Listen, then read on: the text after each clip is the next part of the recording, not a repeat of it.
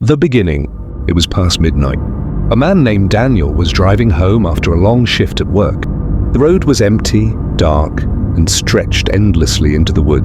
He turned on the radio, but it only played static. The silence felt heavier than usual, like something was waiting in the shadows. Up ahead, Daniel noticed a figure standing by the side of the road. A woman, pale and dressed in white, with her thumb out, asking for a ride. Against his better judgment, he slowed down and unlocked the door. She climbed in without saying a word. Her face was hidden by her long black hair. Daniel tried to speak, but she only stared out the window. Minutes passed in complete silence. The air inside the car grew colder. Daniel glanced at her through the mirror and noticed her reflection wasn't there. His heart raced. He pressed harder on the gas pedal, but the road seemed to stretch forever. Finally, he gathered the courage to look at her directly, but the seat was empty. She was gone. Just then, a whisper echoed in his ear. "Why didn't you take me home?" Daniel slammed the brakes, but when he looked around, there was no one. Shaking, he drove as fast as he could. When he reached his house, his phone buzzed with a notification.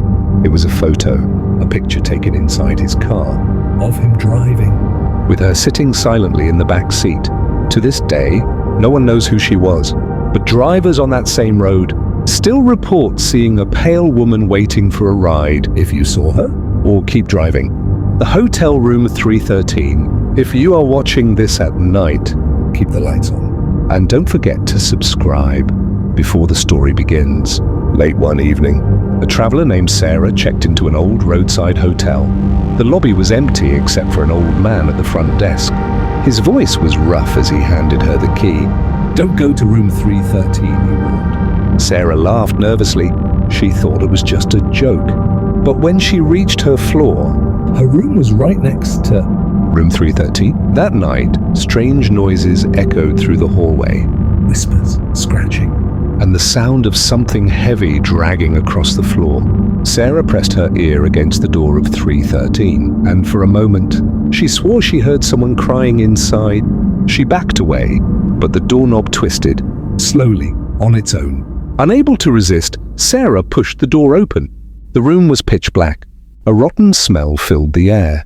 In the center stood an old wooden chair, and tied to it was a figure with a burlap sack over its head. The figure began to shake violently. The sack fell off, revealing a pale face with hollow black eyes. Terrified, Sarah stumbled backwards. The door slammed shut behind her. The whispers grew louder, surrounding her from every corner. She screamed, pounded the walls, but the hallway had vanished. Every door led her back to room 313. The figure in the chair stood up, its mouth stretched wide, too wide for a human. The next morning, the hotel staff found Sarah's room empty. Her belongings were still there, but she was gone. And in the guest book, her name was written under room 313, even though the room had been closed for decades. Some say, if you check into that hotel, you might hear knocking from room 313 at night. But whatever you do, don't open the door. The abandoned train tunnel.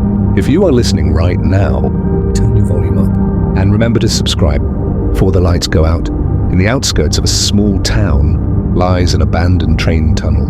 Locals say no train has passed through in over 50 years. But at night, strange lights flicker deep inside. One summer evening, a group of friends dared each other to walk through it. Laughing nervously, they stepped past the rusted gate. The air grew colder with every step. Graffiti on the walls seemed to twist into faces. Their flashlights flickered, and a low whistle echoed through the tunnel. It sounded like a train, but the tracks were broken and covered in weeds. Suddenly, one of them saw a figure at the far end.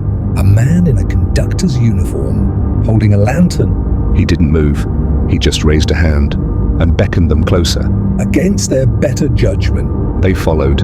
The sound of the phantom train grew louder, metal screeching, the ground shaking.